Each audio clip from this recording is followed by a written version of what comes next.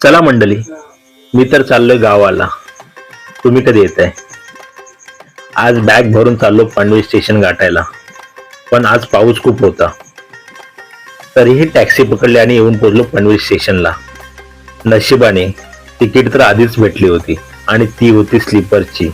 मग काय, ती खुशी तर तुम्हाला तोंडावर दिसतच असेल, कारण कोकणातील तिकीट भेटणं म्हणजे एक प्रकारचं भाग्यच म्हणावं लागेल. ट्रेन पकडली आणि सुरू केला माझा कोकणचा प्रवास. पावसाळ्यातील हिरवगार कोकण आणि पाण्याने तुडुंब वाहत असलेल्या नद्या आणि त्यांचे ते दृश्य बघण्यात जी मजा होती ती काही वेगळीच होती. खूप सुंदर असा प्रवास मी अनुभवत आहे आणि त्याच प्रकारे माझ्या चेहऱ्यावर तुम्हाला तो भाव दिसत असेल. किती तो हसरा चेहरा, कारण त्या हवेमध्ये पण असणारा गारवा